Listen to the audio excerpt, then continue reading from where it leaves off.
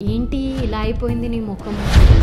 ఒక ఫంక్షన్లో ఒక ఆమె కొచ్చదానిలాగా ఉంది అని నీ బట్టలు వేస్తే కట్టిపుల్లకి వేసినట్టుండేది. ఐశ్వర్య రాయ్ లాగా లేదా శ్రీదేవి లాగా అయితే డెఫినెట్గా పుట్టరు. పెళ్ళి అయిపోయిన తర్వాత లాగైపోయింది. కొంచెం కలర్ కొంచెం తెలిపి వస్తే బాగుండేది. ఈడు మొహం అంతా పింపుల్స్ ఉంది. నేను ఒక శారీ కట్టుకున్నందుకు ఆ శారీలోనంటే నేను కనిపించట్లేదంట. మనకు దొరికినన్ని ప్లేసుల్లో మనల్ని ఆడుకోవటానికి రెడీ కూర్చుంటారు జనం. అరే నువ్వు ఎట్లున్నావు చూసుకో. నీకెందుకు నా నడుము గురించి చెప్పు. కట్టపుల్లలాగున్నావు, గాలి వస్తే ఎగిరిపోతావు. నువ్వు ఎగిరిపోవా? నువ్వు కూడా అట్లనే ఉన్నావు కదా. నీ ఇంట్లో నుంచే మొదలవుతుంది. నడుమే కనిపించట్లేదు.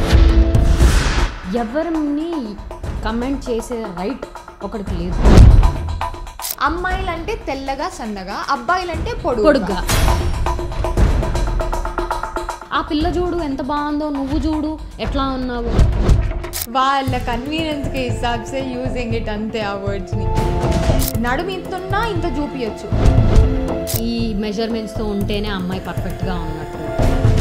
ఎంత మార్చాలనుకున్నా నీకు న్యాచురల్గా ఏదైతే వచ్చిందో ఎండ్ ఆఫ్ ది డే అదే ఉంటుంది.